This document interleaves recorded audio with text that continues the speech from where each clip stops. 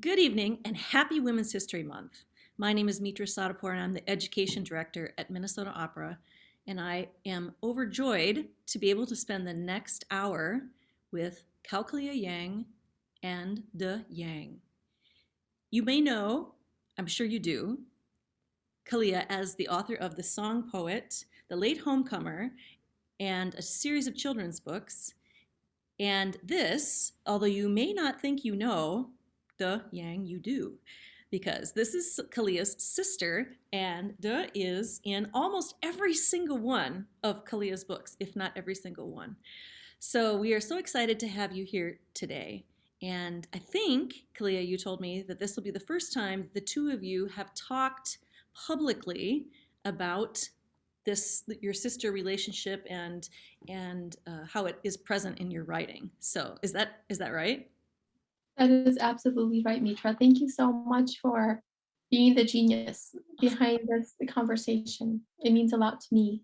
So thank you. Well, thank you. It's been such an honor, Kaukalia, to for me to be working with you for the last year and a half. So Minnesota Opera, about 5 years ago, began our journey of commissioning and then performing, hopefully sometime soon, the opera, The Song Poet, which was written for our youth ensemble, which is Project Opera. And it was to be performed this spring, but because of COVID, it's been pushed back.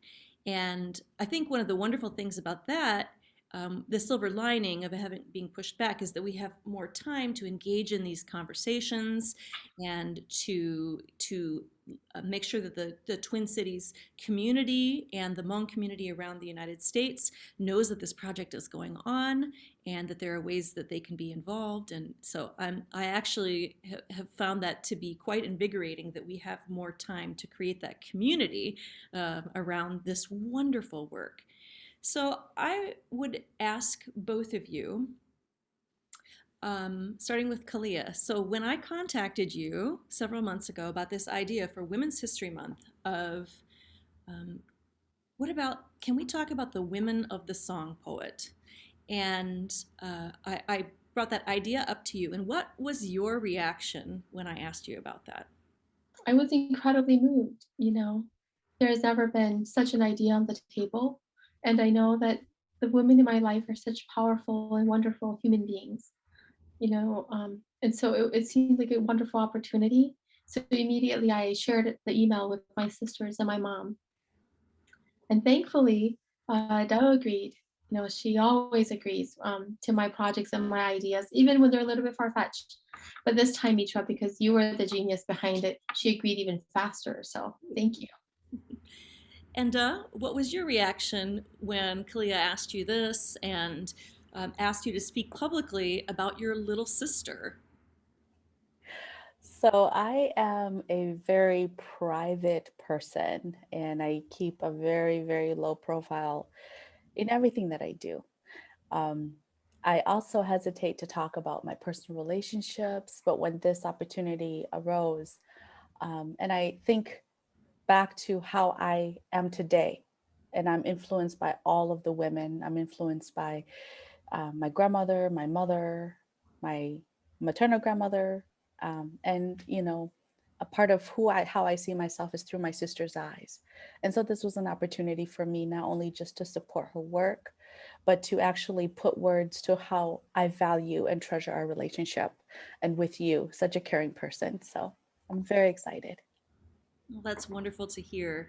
And the two of you, so we are talking about the women of the song poet, some of these characters, which are you, that we have been reading about them, that so many people feel like we know through reading the memoirs. And because I felt like that though when I finally met you, I was like, I feel like I already know you because I've been reading about you for years. I mean, does that ever happen to you? Do people ever they talk to you like they know you because they've read about you? Yes, quite frequently actually. Whenever I go to Kalia's readings, or I'll go with her to a public place, and people will come up to me and they'll talk to me, and for me, I take that as a compliment. Not a lot of people um, are known in that way, and it's not known because of anything, but rather a deep understanding of through the eyes of someone who loves me the most. And so when I meet people, and they talk to me, I accept that, and I feel so lucky. Kalia, what does that feel like to hear your sister say that about you? So Doe has always been, for me, an example of courage and of grace. And not because these are lessons that she's explicitly um, tried to teach me, but it has always been through her example, Mitra. And so I'm not surprised by it, but always it is really moving to have somebody trust you so entirely and to begin to build that relationship between Dao and a bigger world.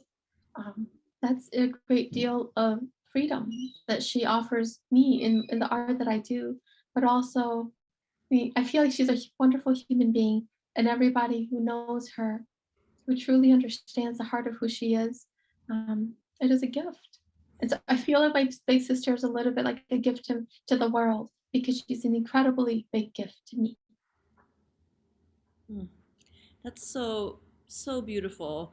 And I think that's one of the things I can't wait for people to be able to see this because you have your particular journey, but also it's a deep sisterhood relationship of sisters, which I think many people, well, obviously many people have. So I think we really can relate on that level. So can we? Would I just turn it over to the two of you to talk about um, your journey, your family's journey, and your journey from the refugee camp in Thailand to St. Paul? Can you just talk a little bit about that journey together? That's fantastic. I'd be delighted to start, Yang. That's okay with you. Dove, people always ask me, who are your biggest literary influences? Um, People always ask me, where did this journey begin? But they never quite ask me who has been the single biggest influence in who I am as a writer. I do this kind of work, and I've never been blind to the fact because I have a big sister like Dove. We were born a year and 9 months apart in Bamina refugee camp. Dove had polio as a child, and so when she walked, she had a little bit of a limp. So growing up, my first memories are of people saying that maybe my sister had a disability or that perhaps she was handicapped. But I never saw this in the life that we shared because she was always the one who held my hand, who made the road steadier for me when I was a child. When there were things that I wanted that our mom and dad couldn't afford, it was always her voice in my ear whispering, you know, shh, shh, shh, one day. And it was never one day you'll get it for yourself. It was always one day I'll get it for you. And I always, I believed her. And I think our life is a result of that faith. Who I am in my sister's eyes, Mitra, is so different from who I am in the eyes of the world. You know, everything I've tried for in my life, academically and professionally, it was always beneath the soft glow of that love and that belief, that conviction that she had. There were things that our parents didn't know about as refugees, especially in America when we got to America. But everything that Dove saw of a bigger world, she made sure that I had access to. When I was 17, my golden birthday, she went to the mall and she had access to our mom and dad's account information and everything because she could speak English if she was our mediator um, between our house and the rest of the world. But she went to the mall and with our mom and dad's permission, Doug got me my very first diamond ring, one of those tiny little diamond rings. And she came back and she handed me this jewelry box. And I'm like, what is it? I didn't even think I wanted a diamond. But all of a sudden, I opened it and there was this tiny little glittering thing. And she said, because you deserve the very best. It was $99, Mitra. And they're more expensive than anything. And I even knew to wish for. It was enough. It always been enough on my birthday that I got an egg because my father would call our spirits in with a chicken and an egg, and that was so special and so dear to me. But there was this little thing, and she said, "Don't ever, ever think for a second that you don't deserve the very nice things in a bigger world." And that ring I wore for years and years, and I still have it with me, and I carry it everywhere I go. It is a fixture of so much of her dreams for me, but also my dreams for myself. Like so many children of immigrants and refugees, our mom and dad said that we perhaps could become doctors and lawyers. I'm not a doctor, but Doug is a lawyer. And I can't begin to tell you, but I know you understand how many contracts artists have to sign and review and everything else. How many opportunities opened up and closed up before our very eyes, sometimes um, unfairly, sometimes discriminatory um, perspectives were at play. But every time, Yang has been there, and I said this earlier, and Doe knows this. Between her and me, there's a $5,000 revolving fund. And whenever I can't pay my mortgage or my bills because I'm an artist, because I only get paid sometimes, because the pay is irregular, it is always there for me. And so I can live my life taking the kind of artistic and making the kind of life choices I make because of her. And when I reach for my very highest aspirations, it is the glimmer of that tiny diamond that leads my way. And I think that's just a beginning into our sisterhood and your influence over me, Dove. Oh, that's beautiful. Del, when we were talking in preparation for this event, you told me it's my job to take care of her. And it seems that you have been doing that from the beginning of her life. Can you just talk about that a little bit and why you felt like that was your role? Yeah, I think it may be my birth order that I just happened to be born first. And so I see my life not just towards Kalia, but towards all of my siblings and my family as very purpose driven. I see myself as somebody who is a protector of Kalia and of the younger kids, as a nurturer. Um, I hold myself to a certain standard of being a good role model for the younger kids. And there's been a lot of changes as children grow up and they become adults. And even with Kalia, just seeing her as my little sister that I have to like drag everywhere, to, blossoming into um, something that I never thought of for myself as an artist or as someone who was going to be a writer, because that wasn't really something that we both sat around and was like, hey, you're going to be an artist. And so a lot of it just is about me recognizing my purpose and living a purposeful life to help and serve and care and feed those dreams that I know are in there. And especially for Kalia, having her, I knew how impossible it would be to be poor and to want to go to a good school, to be poor and to be, I don't know, for a lack of a better word, a star. But it was also my purpose to make sure she gets there because that's my job as her sister and as her partner in life. I have to be a good partner. And perhaps there's this so when I was applying to colleges, I went to Hamlin, a local college, and she said so that I could perhaps go somewhere better. She said Mitra to me when I wanted to she actually brought Carleton to my consciousness, Carleton College, but she said to me, if life is like a ladder, then I'm going to be the first tier so you can be the second. And there are the younger ones coming too, but I want to be that first tier for you. She was 18 at the time when she said those words to me, you know?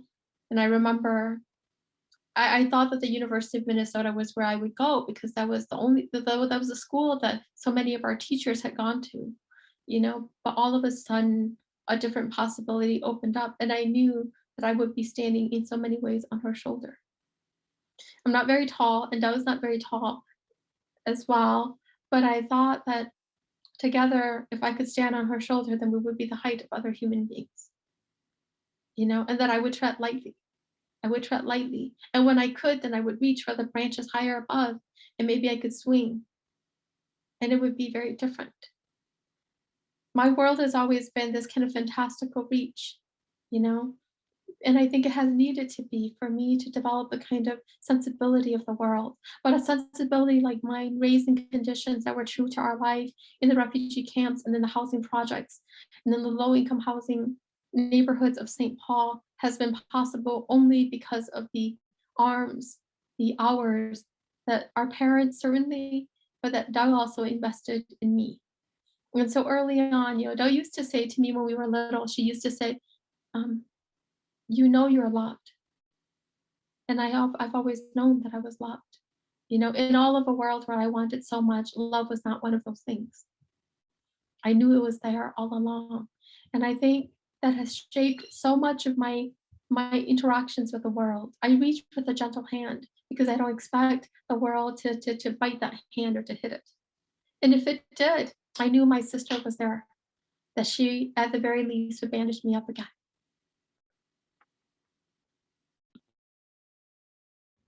That's just beautiful. And Kalia, as you said, this has been sort of the relationship your whole life. When we were speaking before, you had a story that was very deep in your heart about a flip flop. Would you mind sharing that story here? Because just as an illustration of the lifelong depth of this relationship, this sisterhood. I would be delighted, Mitra. So we were in Bani Nai refugee camp. I was 4 and Daud, I think, was barely 6. We gone out to play and the sky it grew dark all of a sudden. And then this downpour started and it was the raining season. It was the monsoon season. And so the rain it just fell about us in sheets of water. And we were running home. We were running home, but we lived, by a sewage canal and the canal was flooded. There was this log over the canal. I had I had a brand new pair of cockatoo flip-flops. They were green. And I remember walking, but the water was also slippery. And one of my flip-flops fell into the canal as we were crossing. Doe took me to the other side and we could see the flip-flop on top of the sewage canal. And then she jumped into the water, Mitra. She jumped into the water and it went over her head to try to retrieve the flip-flop for me. And at first I was like stunned. I thought, oh my God, she's so cool. But then her head didn't surface. And I remember running along the edge of the canal, slipping in the mud, thinking, this is it. My sister she's died. Trying to save my flip-flop, she has died. And I thought I should go run for help. But there was a twig in the way. And I saw her hand reach out for that twig, and my flip-flop was in one hand. Oh, And she crawled her way up, and I went, and I was too weak to try to pull her up, but she pulled herself up with that flip-flop in her hand. And she put it on my feet. First thing she did when she got to the thing was she put it on my feet. And then she dragged me and we got up and we came home. And I think in so many different spaces in our lives, that very same thing has happened. You know, I do the kind of work I do, and so often I take on, I'm invited to stand on a stage and I'm given a microphone to amplify the strength of my voice so I can tell all of these stories. But there's been very few occasions in all of these journeys that I've taken to recognize, I think, the contributions of Dao and the other women in our lives, our mother and our grandmother. You know, um, women like you, Mitra, like me, like Dao, we don't just become, we're forged. And then it is all of these threads of love that I think have sewn me up all of the times when I thought I was breaking inside.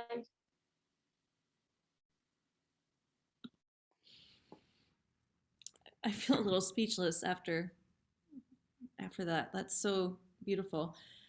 Maybe a little bit of humor now after. Oh, so Kalia has written about at times. Well, I think a lot for a long time in your youth, Kalia, you chose not to speak or speak very much, and that does sometimes the most dreaded thing from your sister was the silent treatment when you were young. Can you just talk about that? Because I think I had asked you, did you ever fight. And like, well, not really, but sometimes she just wouldn't speak to me.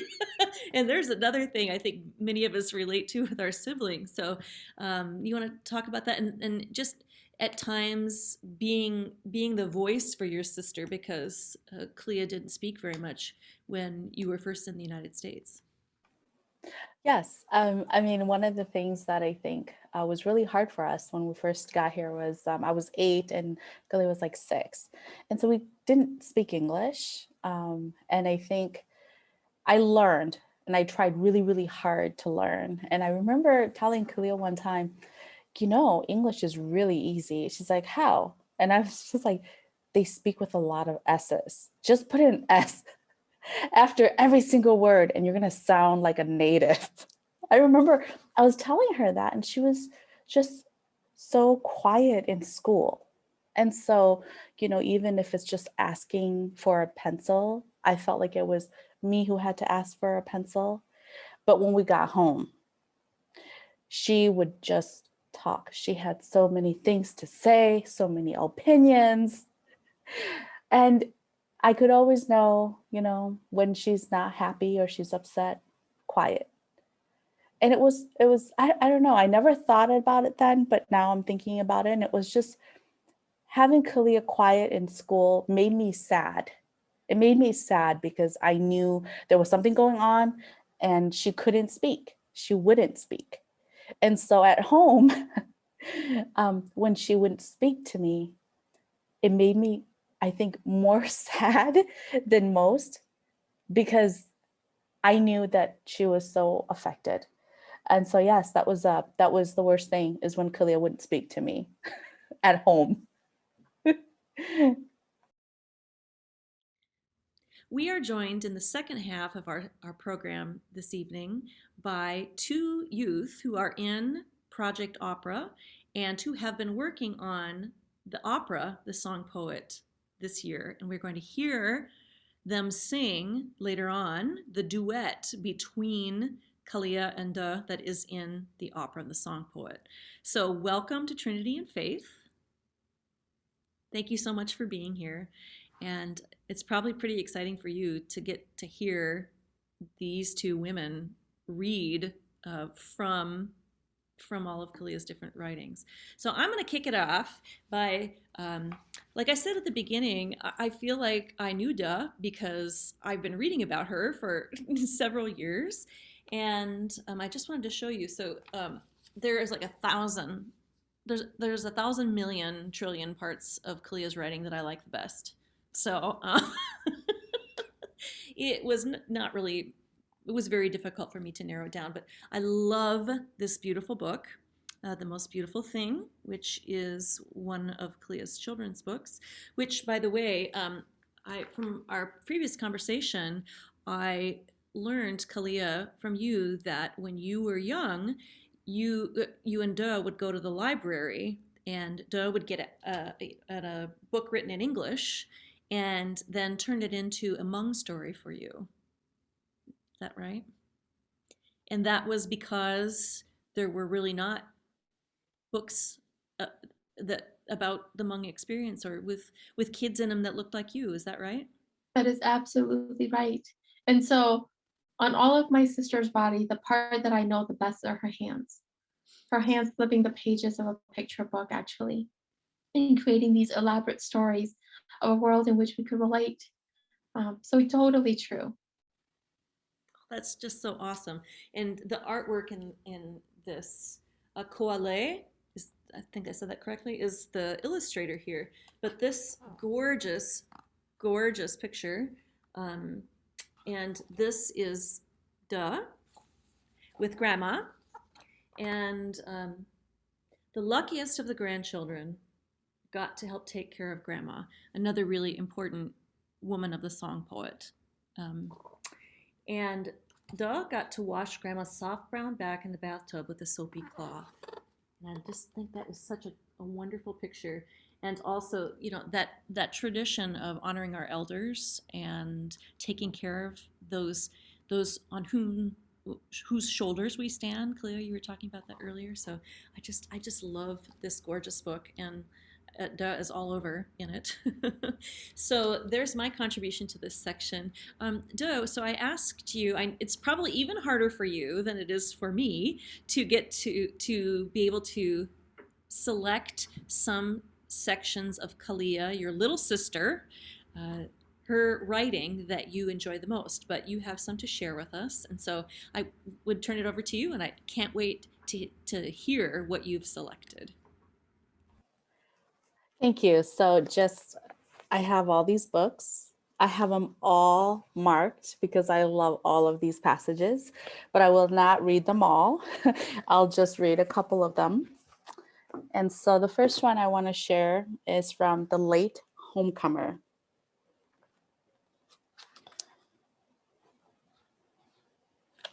And this is the part about our grandmother. She was the last person out of the plane. It took me longer than my cousins to recognize the old woman in the wheelchair.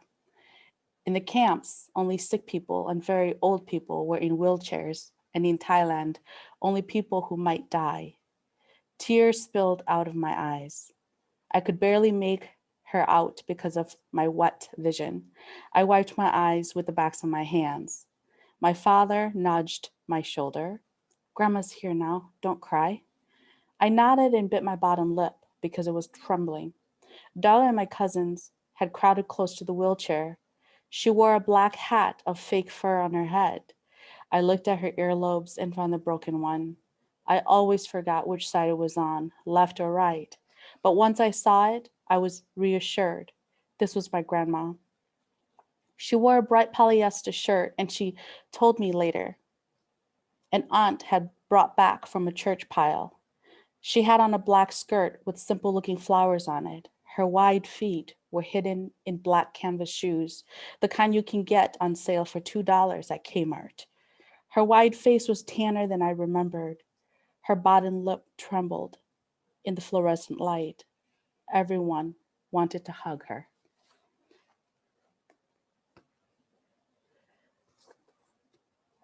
I love that passage because it brought back so many memories, but especially that memory of longing for my grandma all years. And then that one time, us seeing her. Kalia's description of my grandma is exactly how I remember her. And because grandma played such a large role in my life and in Kalia's life and in our collective life, as sisters and as women, and guiding us through who we are, essentially, that passage to me brought tears to my eyes because it brought me back to when I first saw my grandma after having not seen her for years. I didn't know that you were going to read that passage. I mean, I don't know any of the passages that I was reading, so this is like the first time that I'm actually hearing her read from my books as well. Yeah, our grandma who couldn't read and write in English, but refused to call her illiterate. You know, all of our lives with her because she could read the sky and the earth. She could read the things that grew on the surface of the earth and all around us. And then so thank you for choosing that.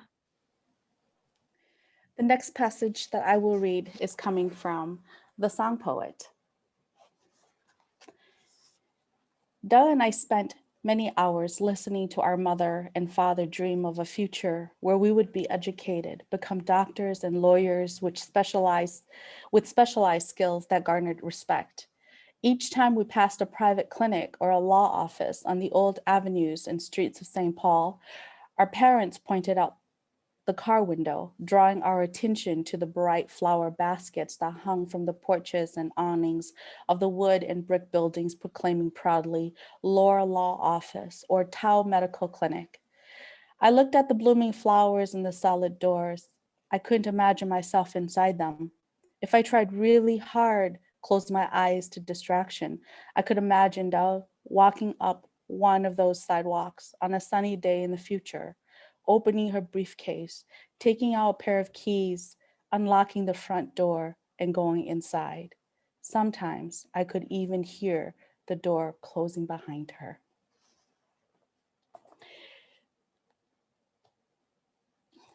Excuse me. I'm just really touched by that. It is true that when we were younger, we thought certain spaces were not allowed to us. And reading that even then, Kalia had so much faith in me that she could literally imagine that I would be in that space is very touching to me. And it is true. Every day now in my life, I do walk into that space. I have to open the doors. I have to open my leather briefcase and settle in. And the realization of a little sister's dream actually being fulfilled in life, to me, is just, it's almost unbelievable if it weren't for real. So that's why I love that passage. My final passage comes from this book. It's What God is Honored Here. And this is this is from Kalia's personal story. I looked at autumn, my favorite season, as I had never seen before, barren, full of bold promises, waiting to die. Words made no more sense. My annual garden, dollar store pots full of cheerful blooms, my geraniums, marigolds, begonias, impatiens, could continue living, but I didn't want them to. I stopped watering them. I watched them die. The blooms withered first, then the leaves started drying out in the sun and the strong winds.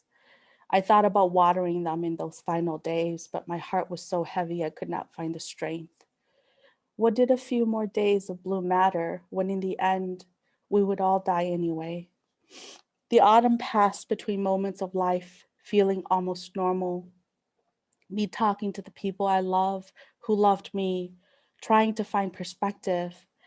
And then other moments when I wish I had never met my husband and fallen in love with him, gotten married, gotten pregnant, when I wished I had never delivered a dead baby into the world, a baby the world never know as mine.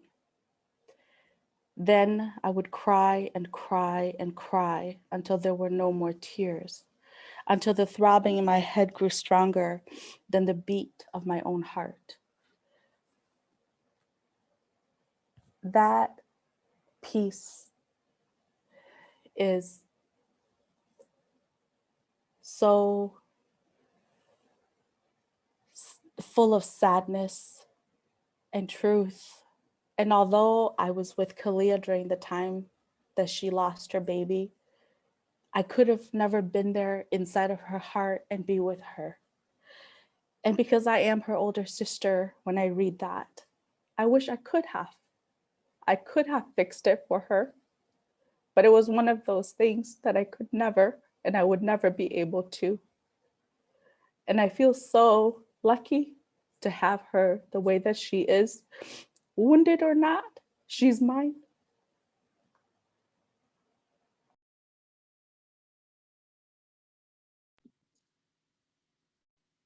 And I just want you to know that you're still my favorite reader in all of the world. My words coming, the words I write coming from your lips. Um,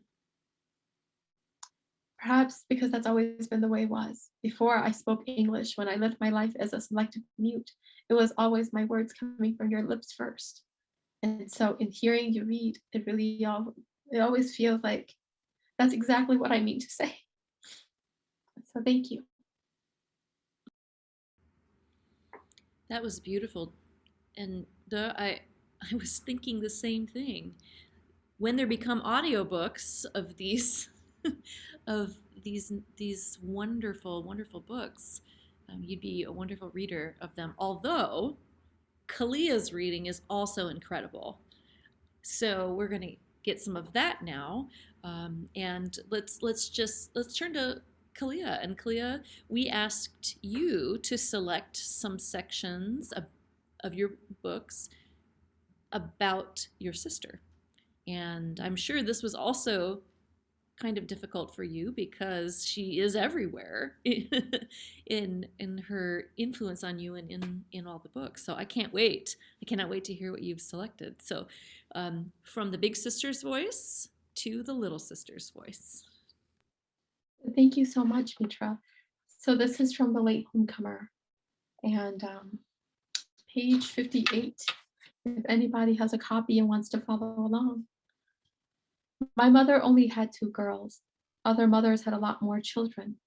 She felt it was her duty to keep us very clean, even if we lived in a refugee camp where many children were dirty. She washed Dao and me 2 times a day, once in the morning and once at night. In the middle of the afternoon, when the sun was very hot, she would tell me to drag my aluminum tub to my father so that he could draw water from my afternoon bath. I was 3 or 4, and the tub was tied to a string. The clanging of my bath against the hard ground would call my father, and by the time I reached the well, he would be there waiting. I would just sit in the bathtub and let the water take away the heat of the day, slapping the surface of the water with my hands. Dao did not like to be clean as much as I did. She was the more difficult of us two. The doctor in the camp said that Dao had polio as a baby. She almost died when she was just 2, and I was only a newborn. She had a horrible fever, and my parents didn't know what to do, so they took her to the camp hospital. There, the people put her on a bed and watched as her body jerked until she sank into herself, and her body curled up like she was when she was inside my mother's stomach. She lay unmoving for 3 days and nights. My grandmother talked with the spirit world and offered the lives of chickens and pigs. She promised to find the animals if Doe got better. They only knew that Doe was alive on the 3rd day because she blinked. She made an effort to point to the ceiling fan. And in a voice that had lost its intelligence, a tone that went nowhere, asked our father, "Why does it go around and never stop?" That's one of my selections, and I chose it because I think all of my life with Doe, I've always known of how fragile the human body was. I've always known of how close my older sister has come to death. You know, my mom said that during the crossing, my sister looked like a burlap sack because she'd gone so thin that her body had become a bag for her bones. And my mom didn't know if she'd survived the crossing. And then, of course, right after I was born, she was so sick. Nobody knew if she would survive. Against all odds, she has survived, and against all odds, she is here and she is mine. And so, yeah, when asked to choose a reading for for my books, I wanted to read that one. If we've learned anything in our sisterhood, it is about how fragile life is, how every moment is a gift, even if we didn't know it at the time. For my second selection, I chose an excerpt from the song poet as well. And it is,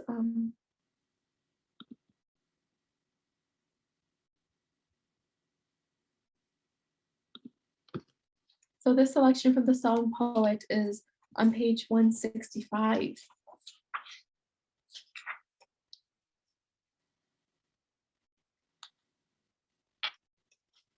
As the sun made its descent over Lake Red Rock and into the line of green trees behind our backs, the wind blew its cool breath and brought on the evening clouds.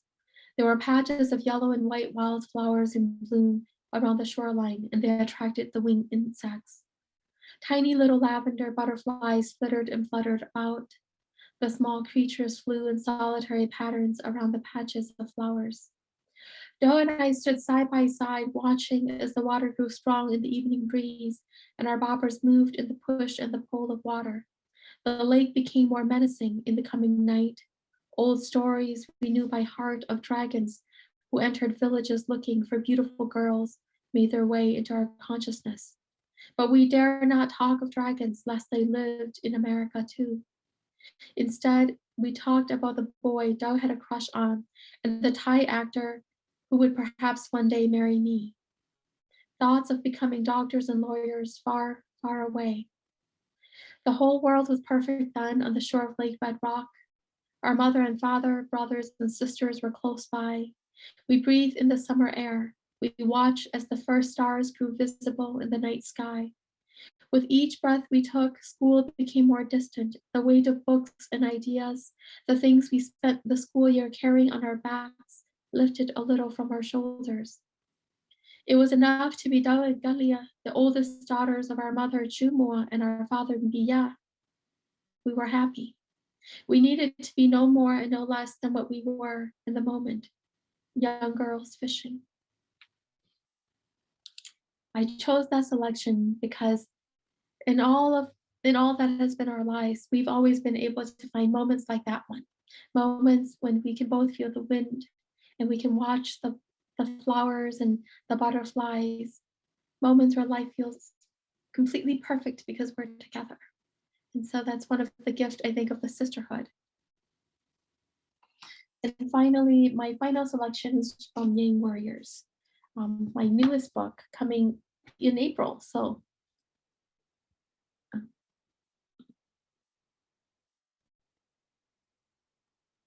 pre-order it now, my friends.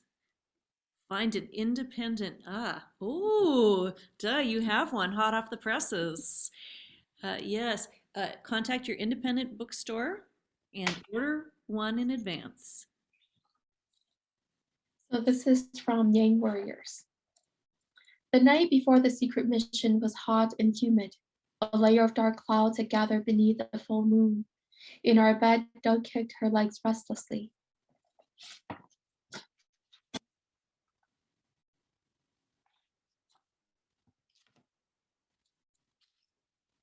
When the songs of the crickets and the snores of our father were the only sounds in the room, Doug whispered, "Tomorrow might be my last day." I whispered back, "Why?" Her voice was low and serious. "Tomorrow we're going on a mission." I asked, "Where?" "We are leaving the camp to look for food." I can find enough air in the room to breathe my words. You can't. Doe said, "Master May believes it is the only way to save you and the younger children. You haven't had vegetables for weeks." I said, "I don't even like vegetables. Besides, you'll get in trouble. The guards might kill you." She swallowed, then said, "If we don't come back tomorrow, tell Mom and Dad where we've gone." At first light, we set out. Long after Doe fell asleep, I could not. I listened to the sound of mice scurrying, watched the light of the moon through the slits in the wall.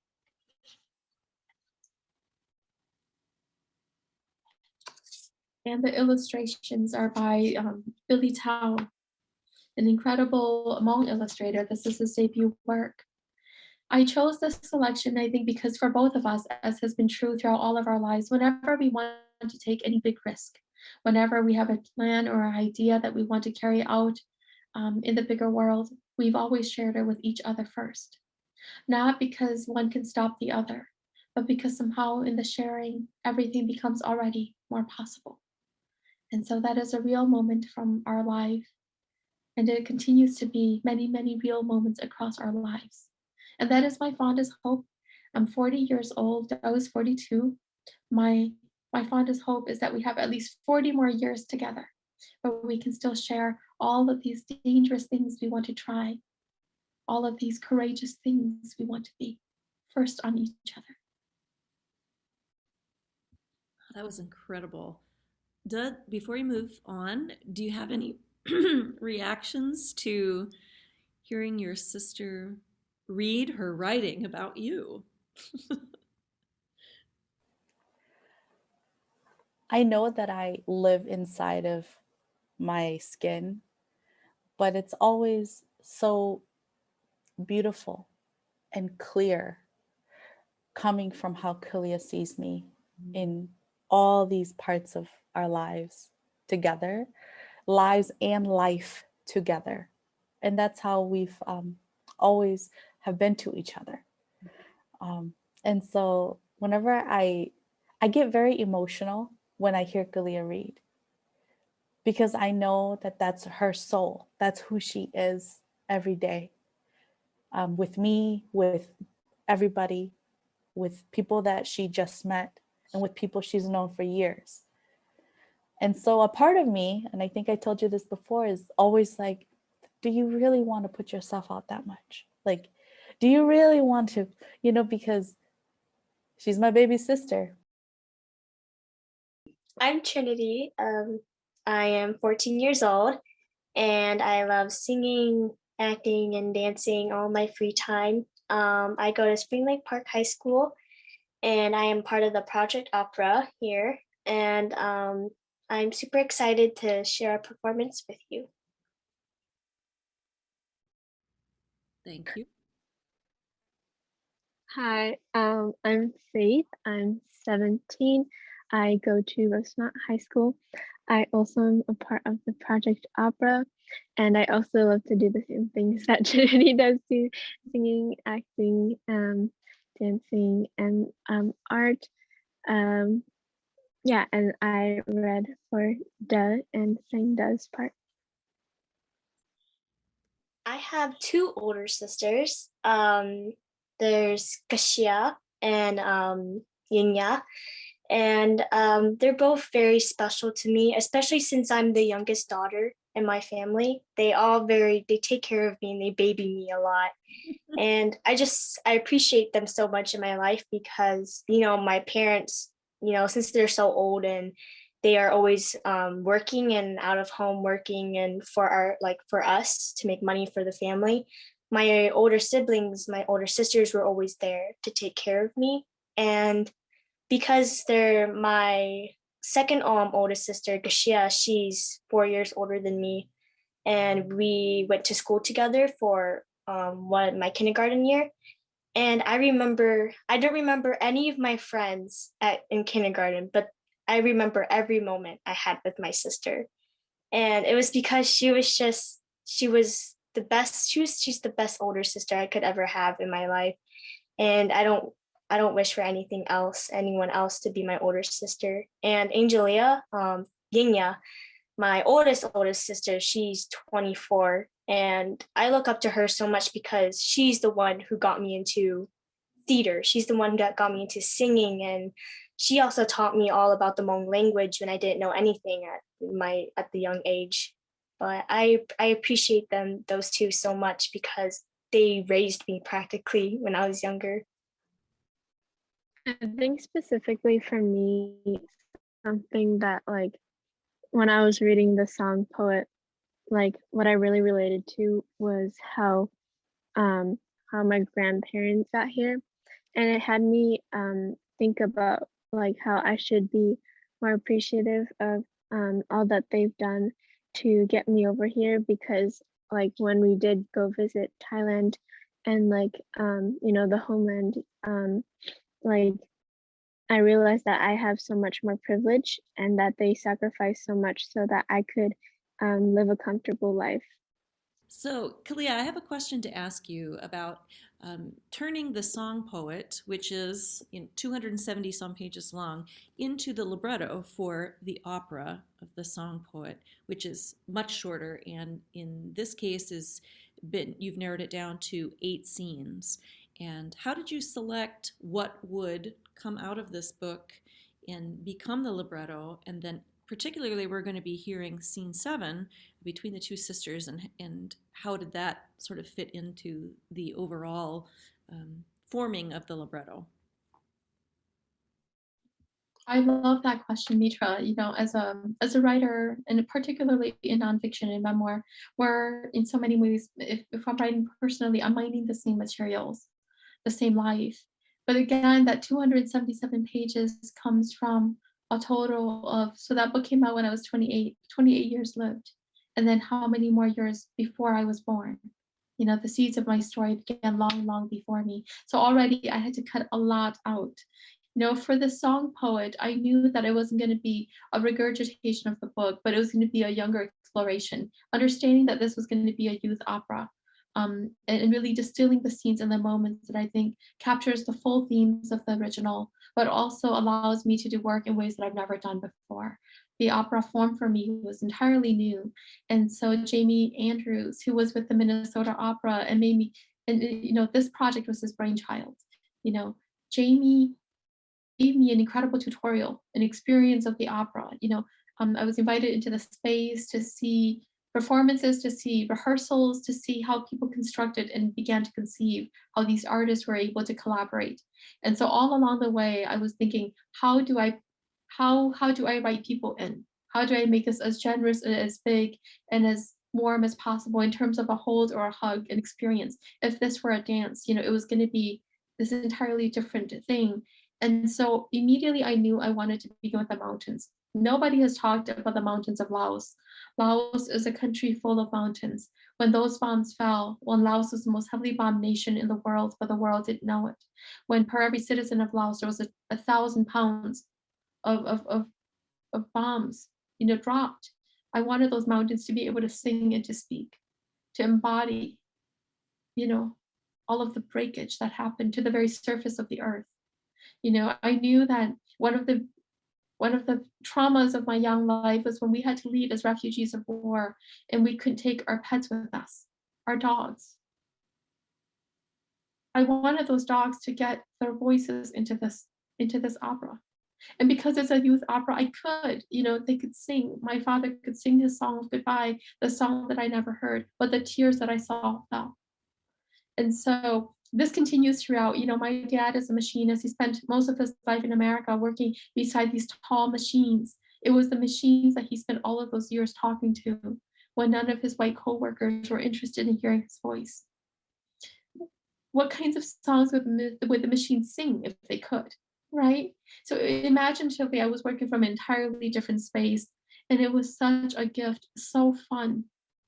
And then aside from the fun, I think so informative in terms of a theatrical production, in terms of a musical production, because of course I worked with my father and Jocelyn Hagen both, in terms of the music, and I heard some of what they wanted me to be able to carry through. And so this opportunity to write the libretto was an opportunity for me to really see how stretchy my work is, how flexible it can be. You shoot a canister into the sky and the fireworks explode, right? That was for me a little bit of what was happening in this experience. Oh, that's awesome. I love that. I love that description. And Duh, before I play this, what did you think when Kalia told you that the song poet was going to be an opera? I was like, is that possible? Is it? And she's like, yeah, it is. And I was like, oh yeah, well, okay. All right. I believe you. And so, yes, I'm super excited. I just don't know how it's going to be, but I'm excited to see what it can and probably will be. And you know that you are one of the characters in the opera. And as Faith said, Faith sang your role, and we're going to hear Trinity as Kalia.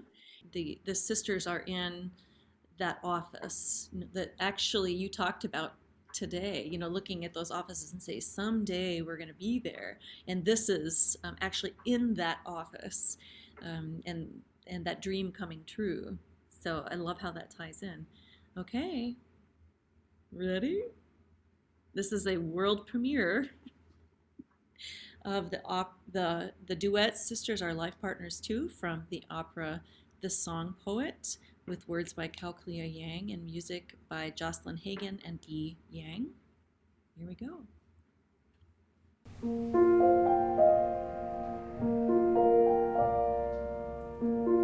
Mom and Dad took a second mortgage on their house so we can get the line of credit for this office. I can't believe it. What is there to believe? You deserve the best. Our life in America is like a ladder.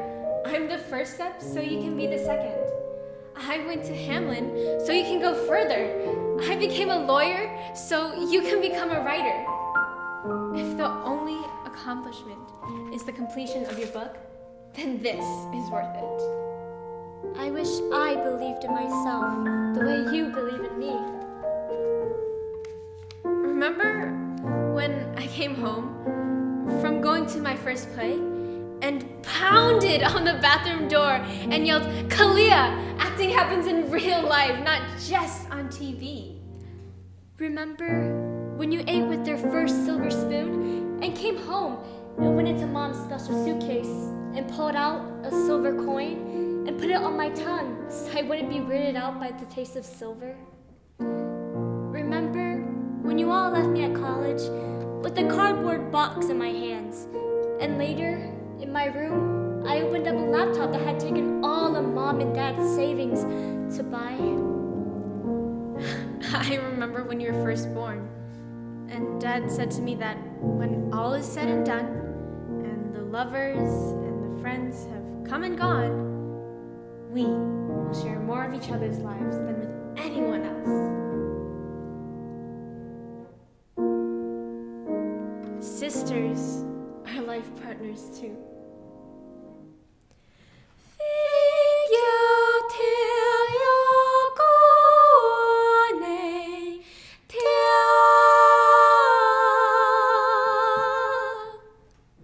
When we were small and the cold came through the walls, our feet rested side by side. We shared our bodies' heat.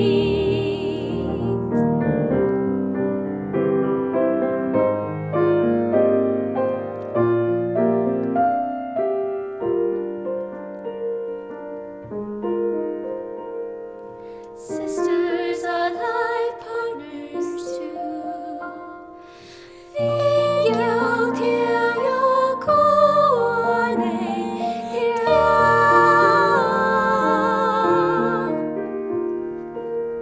When we got bigger and we saw more clearly the magnitude of our mother and father's dreams.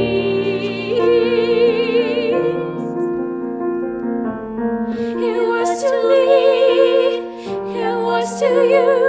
We'd scream our fears and find our faith in each other, in each other, in each other, in each other, in each other, in each other. Sisters are life partners too. Vingyao Tiao Kuane Tiao.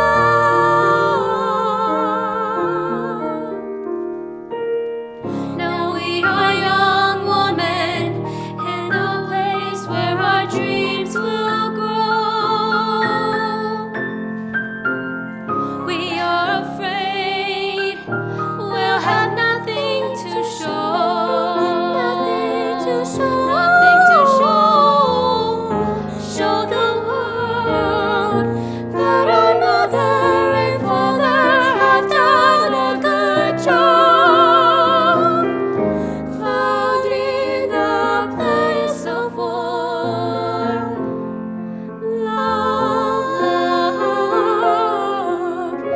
taken from a place of despair, hope, praise but very little possibility.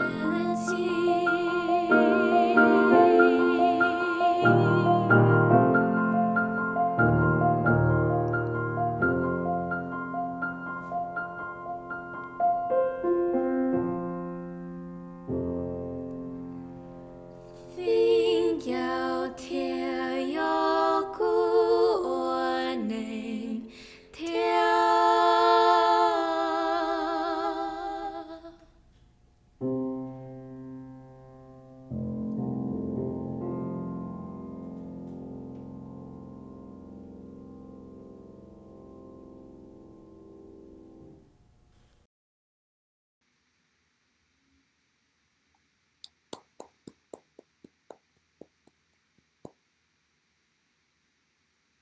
Kalia and Doug, can I ask for your reaction to that?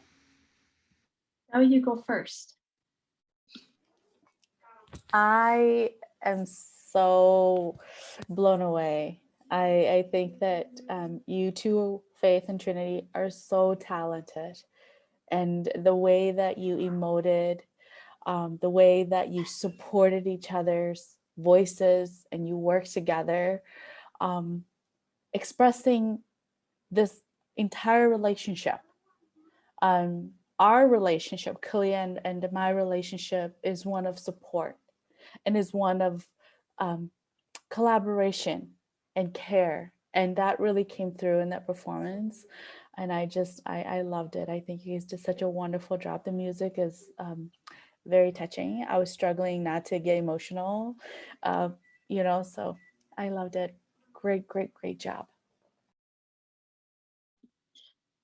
Trinity and Faith, we talked earlier about how sometimes dreams come true in life. And today you both just made one of my dreams come true. The song Poet Opera is the first time a Hmong story has been translated for the operatic stage. And it was my dream in the writing to see individuals like you both taking that stage and seeing these words, not just with incredible beauty and artistry, but with tremendous heart. And that is what you both delivered. So I thank you for making my dream come true today.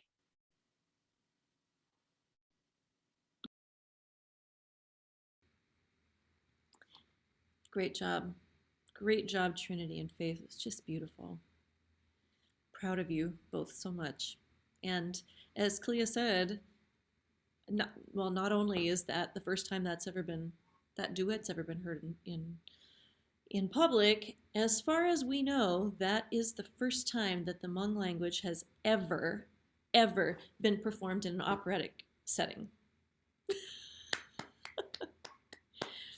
So thank you to you, thank you to Kalia and your father B and Jocelyn, and also, as you said, Jamie Andrews, whose dream child this was, and also to Minnesota Opera for the continuing support of this. And Kalia, I know you have some. Mitra, thank you to Mitra. We have to say thank you to Mitra for carrying this on, Mitra, for allowing all of us to believe in the strength of this particular vessel, even when the seas are tough. Thank you, Kalia. I don't really have words for how important I feel this project is, and it's just an honor to be part of it.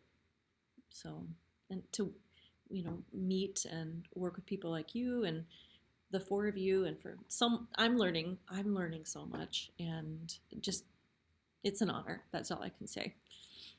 So Kalia, I know you have a couple of questions. So we've been talking about, it's Women's History Month. We've been talking about important women in your lives and your sisterhood, but also you've talked a little bit about your grandmother.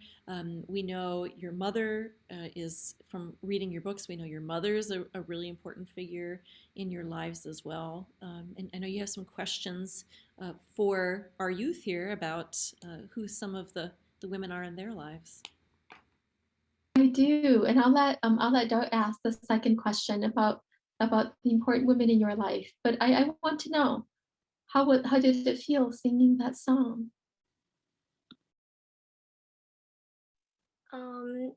It was a lot of joy, and it was honestly, in all honesty, for myself, it was really hard at first because, as I'm a Hmong American and young woman in this big world of people who don't know who Hmong people are. I wanted to bring a great performance for the whole world to know, who we are, to know our story, and to know our history and on. And at first it was really hard. I struggled trying to connect with the emotion and to figure out how to express all the pain and all the beauty of the Hmong language. But then, more practice and, having Faith by my side too, it was so much easier to finally understand everything in the text and the music. And, having my sisters by my side too, it also helped me understand more about, me, myself as a Hmong American. But yes, it brings so much happiness to me to be able to present this song out to the world.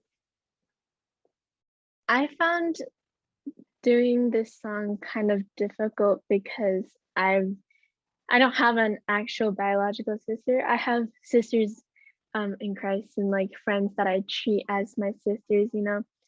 But actually having one that was born into my family, I don't have one, whereas though I have a little brother, but that's not necessarily the same. And I also found it difficult because I'm not the best speaker at Hmong. And so I was when like Nature's like, hey, you wanna do this? I was like, ah, you know, because I was like, I'm not good at Hmong, and like, but it was really encouraging because it showed me, hey, you need to learn how to speak Hmong, and that like, you know, this story needs to be carried on and needs to be showed. And yeah, personally, it was really difficult, but I thought in the end, like, oh, and it was a lot of pressure too, because like nobody else has done this song before. And so I wanted it to be really good, but at the same time, you know, like I was like, I don't know, but I think and I hope that turned out well.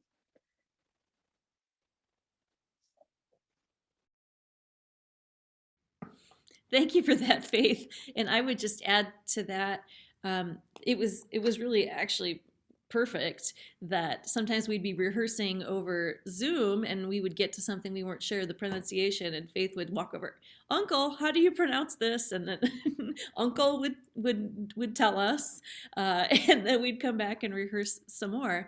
And then also, I want to give a shout out to Faith's mom, Mary, who did. She actually sang the Hmong for the Project Opera students, and we made a recording of that, and that's how all the non-native speakers learned how to sing the Hmong passages, was Faith's mom, Mary. So it's been yes, it's been amazing to get families involved and people in the community involved in this, and it's just, that's a dream come true, as that happens more and more, that we get community investment into this wonderful project, because you know the Twin Cities community, I mean, is so proud of both Kalia and I mean, so proud of you both, and to get us all together working in different ways, in the ways that we can, to bring this to life is been so inspiring to see. So, Doa, I know you have a question for our youth today. You want to ask that now? Yes, yes. Trinity and Faith, this question is for the both of you. Can you share a little bit about a meaningful woman or somebody who's had a lot of impact or is a positive role model for you in your own lives? Trinity, you can start first. For me, of course, it's my older sister, Kashia. Um, we've we've been through a lot together, both of us. Sorry, background noise, but you know, while we both lived, my family and I, we used to live in Florida, but then you know, my baby sister passed away, and so and our grandma, our pa was getting older, and so we decided to move up here to Minnesota. And it was hard because our whole family had to split apart. You know, my older sister, my older brother, Yinya and Brandon had to stay in Florida to finish up college. And then me and my sister Kashia had to come down, had to come up to Minnesota with just us two. And it was really hard at first because my mom was finishing work down in Florida. And so it was just my dad, me, and my sister Kashia. And it was really hard because I felt alone. I felt as if I had no, you know, no figure, no older figure to look up to. But then, you know, throughout the summer, when it was just me and my sister, and my dad was always out, you know, finding a house for us, it was just me and my sister Gashia together, just us two. And throughout, when we came up here, it helped me realize that, you know, I'm okay because I have my older sister with me. And she, I have no words for all the things she does for me and how much she has done for me in my life. I used to get bullied a lot in school. And the one person, she, even if I told no one, I would never make any sound about my bullying. My sister, Kashia was always there. She always knew what was happening to me. She always knew all my hurt and all my pain, and she was there for me every step of the way. And I just look up to her so much because while my parents were out trying to make money for us, my sister was there to be my father and mother figure for me. She was there for my she was there at my awards. She was there every time. Every time I needed her, she was there. And this is just a thank you for her and all of that she has done for me. But she's my role model and I love her so much. I never tell her that I love her because I'm just like my father where I don't say many words, but I love her so so much. And I'm grateful for her doing so much for me. She is, she's my knight in armor. She's my prince. She's the one that is always there taking the bullets for me. Kalia, as another younger sister, I saw you nodding a lot and really empathizing that with those words. Yes, and my tears are just pooling in the corners of my eyes. Sometimes we get so lucky.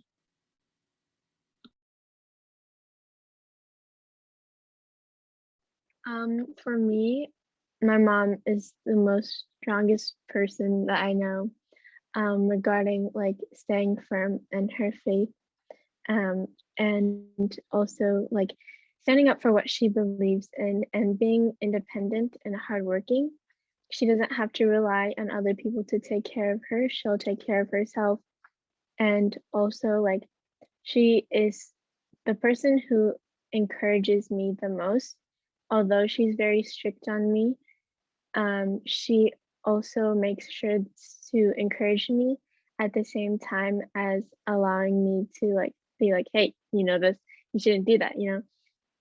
So like, let's say even for instance, Project Opera. At first I was like, oh, I don't know, opera's not really my thing. I'm more of like a pop singer, theater, dance, you know. I'm not really into opera. But my mom's like, well, do you want to do it?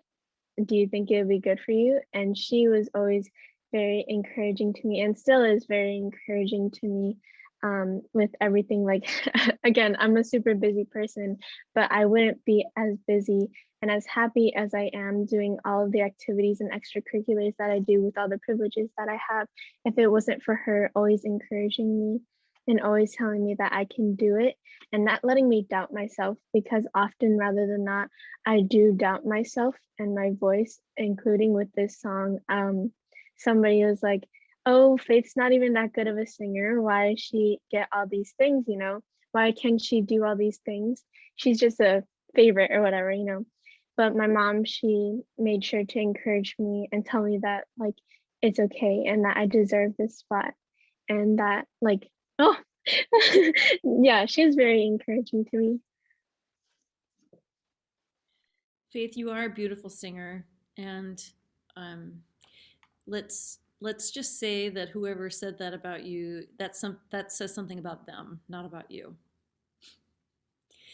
And I really relate to what you're saying because my mother would be the person that I would talk about as well, and that literally even now at my age now, she's still my main supporter, and just I feel that everything I do is because she believed and believes in me. So I really feel strongly your words, and you are such an asset to Project Opera. Both of you are. Well, I think that draws this part of the program to a close before we have some question and answers. But I think I would like to allow the sisters, Kalia and to close up with any final thoughts about this before we open it up to some questions from the people who have been listening. Yeah, I just want to say that Mitra, Trinity, and Faith, it is so wonderful for me to hear young women, older women like myself and Mitra, and like Kalia, honoring the women around us and recognizing their contributions in molding us into who we are and who we can continue to be. And I can assure you, Faith, as somebody who's 42 and kind of like, old, like really old to you guys, I look to young women like you to inspire me every day. I look to women like Mitra and Kalia to give me force and energy to do more. And I look to people who are older, like my mother and like my grandmothers, to see who I can become. And so it's always a moving thing that we do. And so I really enjoy the time that we spent together and the heart that we've shared with each other and the thoughts. And I am invigorated and hopeful and inspired by this. So thank you again, Mitra, for your hosting this and your ideas and just, bringing us together. Thank you. I want to thank all of you. This has been a gift for me. More often than not, I enter into spaces without anticipations or expectations. But this has been such a gift. This has been such a gift. And I hope it's not only a gift for me and all of us in this room, but that it is a gift for the bigger world. I think, particularly in light of what happened in Atlanta, now is a particular time to focus on these kinds of stories coming forth from Asian American women, but all women across the country and across the world. It is our love that fortifies us for the lives that we live and the work that we need to do. And like Doe said, this was a program built on a foundation of love, and it is a message of love for a world that needs it. So thank you, Ocho. Thank you, everybody. For our listeners, you can follow along with other song poet related content and projects and community connections. Both there is a Song Poet Facebook page and there is a Song Poet page on the Minnesota Opera website, and you can join us there and see what else is going on. But we have all kinds of wonderful community and education events planned around this amazing opera. And I just thank all of you for being here today and the four of you for sharing. And this has really been very impactful for me as well. And thank you very much.